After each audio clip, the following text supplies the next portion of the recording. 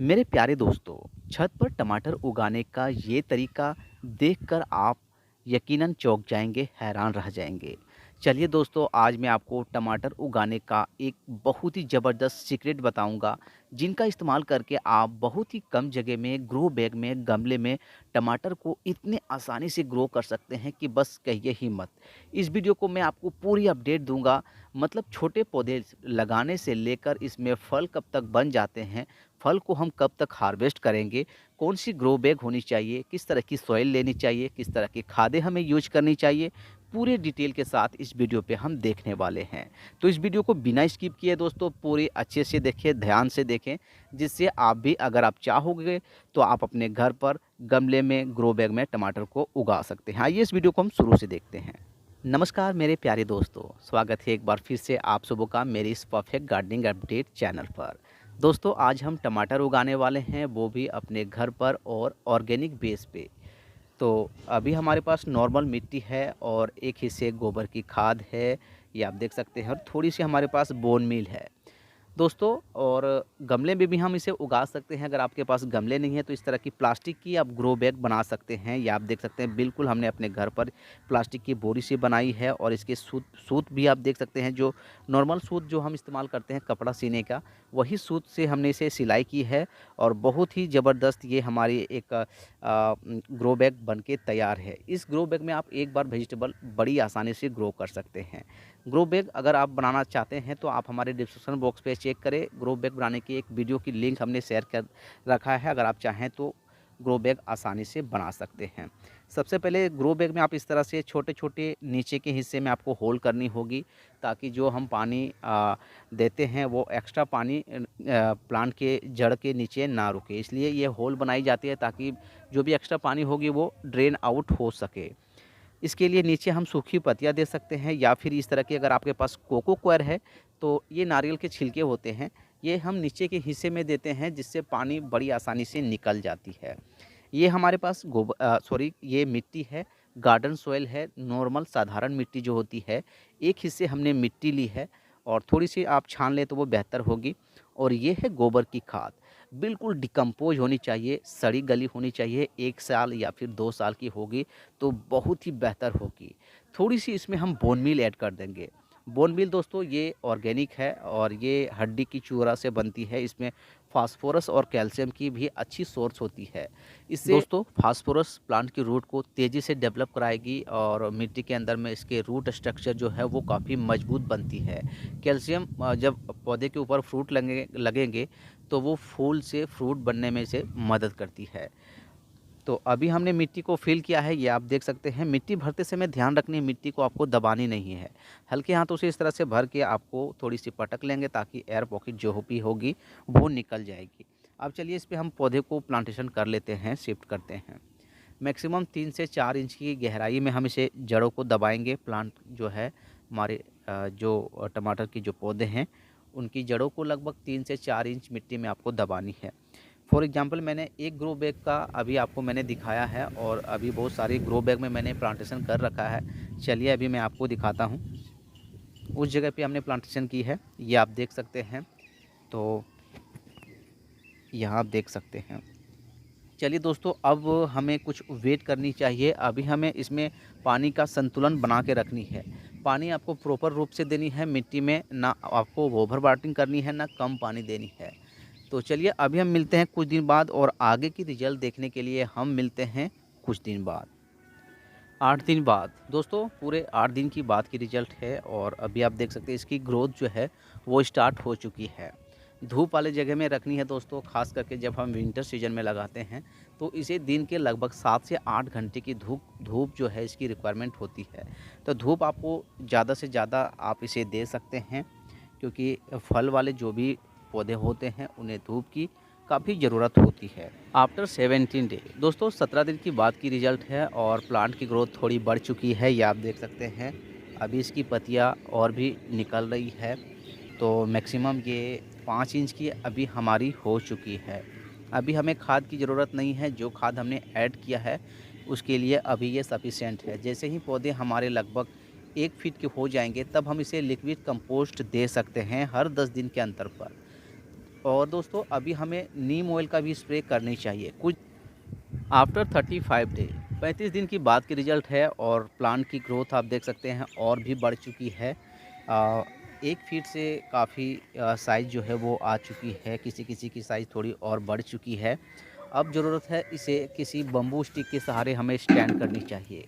टमाटर की प्लांट को आपको एक स्टिक के सहारे किसी बाँस के जो होते हैं स्टैंड या फिर किसी भी लकड़ी के सहायता से इसे हमें खड़ा करनी चाहिए। क्योंकि अभी प्लांट और भी बढ़ेगी और इसकी ग्रोथ और भी फैलेगी। इसके बाद जब इसमें फल लगेंगे तो वो टमाटर के ऊपर और भी वेट बढ़ जाएगी, जिससे प्लांट जो है वो गिर सकती है। तो चलिए अभी कुछ दिन बाद हम इसमें बम्बू स्टिक लाएँगे, बाँस की जो स्टिक होती है उसके सहारे हम स्टैंड करेंगे। अभी हमारे ये लगभग 35 दिन की रिज़ल्ट है दोस्तों, ये आप देख सकते हैं। और अब इसमें हम लिक्विड कंपोस्ट देना स्टार्ट कर दिए हैं।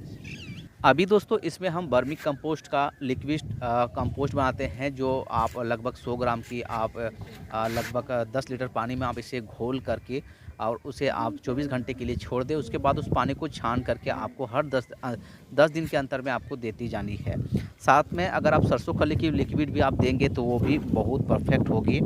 और सरसों खली का इस्तेमाल जब आप करते हैं तो आप विंटर सीजन में ही करें, गर्मी के सीज़न में आपको नहीं करनी है, क्योंकि उस समय काफ़ी हीट वैसे ही बढ़ती है और सरसों खली उसमें और भी हीट होती है, नाइट्रोजन की सोर्सेस भी काफ़ी अधिक बढ़ जाती है। इसलिए अभी हम वर्मी कंपोस्ट का ही लिक्विड देंगे या फिर एक-एक मुठ्ठिया वर्मी कंपोस्ट भी आप दे सकते हैं। चलिए वेट करते हैं कुछ दिन बाद। आफ्टर 43 डे दोस्तों पूरे 43 दिन की बाद की रिज़ल्ट है और अभी प्लांट के ऊपर किसी-किसी में फूल भी आने लगे हैं। चलिए अब हम इसे स्टैंड के ज़रिए इसे स्टैंड करेंगे, मतलब किसी भी स्टिक जो होती है, बाँस की जो स्टिक है उसके सहारे हम पौधे को सपोर्ट देंगे। ये आप देख सकते हैं अभी झुकने लगी है, तो इसकी मेन स्टैंड से हम उसे एक जो फीता होती है या फिर धागे के सहारे भी हम उसे बांध सकते हैं। चलिए मैं आपको दिखाता हूँ। ये आप यहाँ आप देख सकते हैं हमारे पास बांस की स्टिक है, बम्बू स्टिक हम इसे कहते हैं। और ये आप देख सकते हैं वायर वाली जो फीता होती है, ये इसे हम लॉक, जीपर लॉक शायद बोलते हैं इसे। इसी के सहायता से हम इसे स्टैंड करेंगे या फिर ये धागे हैं इसके सहारे भी हम बांधेंगे। चलिए एक-एक करके हम सभी ग्रो बैग में ये इस बाँस को हम यहाँ से हम बांधेंगे। ये आप देख सकते हैं सभी ब्रांच को एक साथ से हम मिला कर के बांधेंगे, क्योंकि अब जो है ब्रांच भी काफ़ी ज़्यादा फैली हुई है और फ्रूट लगेंगे तो वेट भी बढ़ जाएगी। यहाँ से हम बांध लेंगे।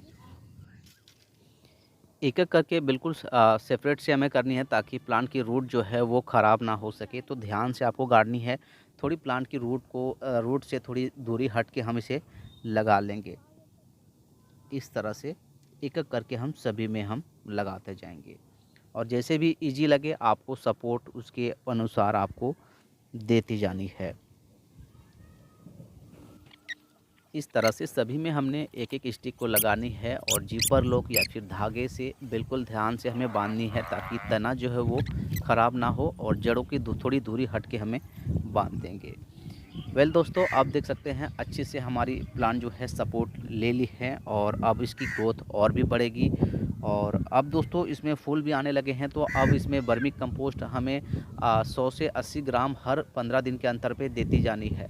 मतलब हर एक ग्रो बैग में आप 80 ग्राम वर्मी कंपोस्ट दें, क्योंकि अब इसमें फूल आने लगे हैं तो इसे एनर्जी की ज़रूरत होगी। जो फूल होंगे वो फ्रूट बन सके, इसलिए हम खाद अब इस पर थोड़ी डोज हमें बढ़ानी होगी। वर्मी कंपोस्ट देंगे, थोड़ी हमारी जो बोन मील है अब बोन मील भी जो हमने मिट्टी में शुरू में जो डाला था वो अब धीरे-धीरे इस प्लांट को भी मिलेगी। बोन मील मिट्टी में धीरे-धीरे रिलीज होती है, वो जब भी डिकम्पोज होती है तो प्लांट को वो मिलती जाती है। चलिए अब हम मिलते हैं कुछ दिन बाद दोस्तों। आफ्टर 55 डे पूरे 55 दिन की बाद की रिजल्ट है और प्लांट के ऊपर आप देख सकते हैं बहुत ही ज़बरदस्त फ्लावरिंग अब होने लगी है। खाद की भी डोज हमने बढ़ाई है, थोड़ी पानी का बैलेंस रखनी है, क्योंकि अब प्लांट के ऊपर फूल आ चुके हैं। और जब भी टमाटर के प्लांट के ऊपर फूल आते हैं तब हमें पानी का प्रॉपर ध्यान देनी होती है। इस समय जब टमाटर में फूल लगते हैं तो पानी आपको अच्छे से कम करनी है, मतलब थोड़ी कम करनी है। जब जैसे कि हम शुरू में जब हम 2 लीटर दे रहे होंगे, अब हमें 1 लीटर ही देनी है। सिर्फ मिट्टी को हमें मॉइस्ट करनी है। इस समय अगर आप भर वाटरिंग करेंगे एक्स्ट्रा पानी, ज़्यादा पानी देंगे, मिट्टी को हरदम गीला रखेंगे, तो जो टमाटर के फूल होंगे वो गिर से जाएंगे, टमाटर बन नहीं पाएंगे। आफ्टर 65 डे, 65 दिन के बाद आप देख सकते हैं छोटे छोटे फ्रूट भी लगने लगे हैं, कहीं कहीं फ्रूट की साइज़ भी बढ़ चुकी है। तो अभी धूप ज़्यादा भी चाहिए दोस्तों, फ्रूट और भी हेल्दी होगी, धूप मिलेगी तो इन सारी बातों को हमें ध्यान रखनी चाहिए। चलिए कुछ और वेट करते हैं, कुछ दिन बाद की रिजल्ट हम देखते हैं कब तक इसकी फ्रूटिंग और भी लगती है। आफ्टर 75 डे, 75 दिन के बाद की रिजल्ट दोस्तों, और आप देख सकते हैं फ्रूट की साइज़ अभी और भी इंक्रीज कर चुकी है। छोटे छोटे फ्रूट अभी और भी लग रही है, फ्रूट की साइज़ भी बढ़ रही है, ये आप देख सकते हैं। मतलब कितनी आसानी से हमने टमाटर को ग्रो किया, वो भी कम नहीं है दोस्तों, ये आप देख सकते हैं। मतलब एक सिंपल ग्रो बैग जो कि हम अपने घर पर जो हमारे घर पर वेस्ट प्लास्टिक की जो बोरी होती है, उस बोरी से हमने ग्रो बैग बनाया, सिंपल मिट्टी बनाई, और अभी आप देख सकते हैं रिजल्ट कितनी ज़बरदस्त आई है। अगर हम थोड़ी बहुत मेहनत करेंगे तो हम अपनी किचन की थोड़ी बहुत रिक्वायरमेंट जो होगी वो अपने छत से भी हम पूरा कर सकते हैं। आफ्टर 95 डे दोस्तों, एक चौंका देने वाली रिजल्ट, एकदम एक इमेजिन सा रिजल्ट है, ये आप देख सकते हैं। बहुत ही परफेक्ट रिजल्ट मिली है, वो भी हमारे छतों के ऊपर। ये आप देख सकते हैं टमाटर से पूरी हमारी ग्रो बैग जो है ये भर चुकी है। इतने सारे टमाटर जिन्हें देखकर आपको यकीनन बहुत ही खुशी होगी। ये आप देख सकते हैं, बहुत ही ज़बरदस्त, बहुत ही ज़बरदस्त दोस्तों। इस तरह से टमाटर को भी आप ग्रो कर सकते हैं बिल्कुल आसान तरीके से। सिर्फ हमने नॉर्मल गोबर की खाद दी है, थोड़ी बोन मील इस्तेमाल की, और बीच-बीच में लिक्विड कंपोस्ट जो है उसका इस्तेमाल की है। और हमने स्प्रे के रूप में, कीटनाशक के रूप में जो है नीम ऑयल का स्प्रे की है। पूरे फोलियो स्प्रे पत्तों के ऊपर हमने स्प्रे किया, और अभी रिजल्ट आप देख सकते हैं कितनी अमेजिंग हम इसे कह सकते हैं, बहुत ही ज़बरदस्त है दोस्तों। ये आप देख सकते हैं फ्रूट ही फ्रूट लगी हुई है। अभी कुछ पक रही है, कुछ हरी भी है, कुछ इस तरह से देख सकते हैं छोटे-छोटे भी है। अब हम इसकी ज़रूरत, जितनी ज़रूरत ह होगी हम उसे तोड़ेंगे और डेली बेस पे हम अपने घर पर यूज़ कर सकते हैं। तो आई होप दोस्तों ये वीडियो मुझे लगता है कि आपको पसंद आई होगी। पसंद आए तो एक लाइक ज़रूर करें दोस्तों, और इस चैनल पे अगर आप नए होंगे तो प्लीज़ इस चैनल को सब्सक्राइब कर लीजिएगा। ऐसे ही इंटरेस्टिंग वीडियो हमारे चैनल पे आपको मिलती रहेगी। चैनल को सब्सक्राइब कीजिएगा, साथ में बेल आइकन घंटी को भी प्रेस कर लें, ताकि हर आने वाली अपडेट वीडियो जब भी मैं अपलोड करूं तो सबसे पहले आपके मोबाइल पे नोटिफिकेशन मिल जाया करेगी, ताकि आप उस वीडियो को सबसे पहले देख सकेंगे। और दोस्तों अगर हम बात करें कि टमाटर को हम कौन से मौसम में उगा सकते हैं, तो इसके लिए दोस्तों साल में आप 3 बार भी टमाटर को उगा सकते हैं। एक है ठंड के समय, एक है बरसात के मौसम, और एक है गर्मी के मौसम में। अगर आप बरसात के मौसम में लगाना चाहते हैं तो आप इसे जुलाई से अगस्त तक इसकी बुआई कर लें, और अगर आप इसे विंटर में आप लगाना चाहते हैं तो आप इसे सितंबर से अक्टूबर तक इसकी बुआई आप कर सकते हैं। गर्मी के सीज़न में अगर हम बात करें तो इसे आप दिसंबर से जनवरी तक आप ज़रूर लगा लें, ताकि आपको मार्च अप्रैल तक इसकी हार्वेस्टिंग बहुत ही अच्छी से मिल सके। और दोस्तों अगर हम तापमान की बात करें कि इसके लिए मौसम किस तरह की होनी चाहिए, टेम्परेचर किस तरह की होनी चाहिए, तो मैक्सिमम 18 से 28 डिग्री सेल्सियस इसकी तापमान जो होगी वो बेस्ट होती है। इस टेम्परेचर में टमाटर की प्रोडक्शन जो होती है वो बहुत ही बेस्ट होती है। इससे अगर ऊंची तापमान हो जाती है, जैसे कि 30 से 35 डिग्री तापमान चली जाएगी, तो आपकी प्रोडक्शन थोड़ी कम होती है। उसके दौरान जब गर्मी बढ़ती है तो फ्लावरिंग जो है वो ड्रॉप होती है, फ्लावरिंग गिरने की शिकायत काफ़ी बढ़ जाती है।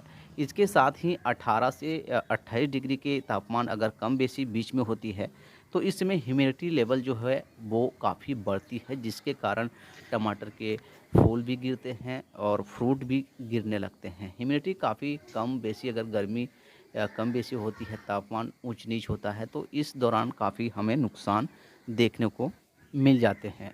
सो आई होप दोस्तों ये वीडियो आपको पसंद आई होगी। पसंद आए तो लाइक कीजिएगा, दोस्तों के साथ अगर आप शेयर करना चाहें तो आप भी ये शेयर कर सकते हैं। चलिए दोस्तों मिलते हैं फिर से किसी नई वीडियो के साथ, नई टॉपिक के साथ। तब तक के लिए goodbye and see you and take care.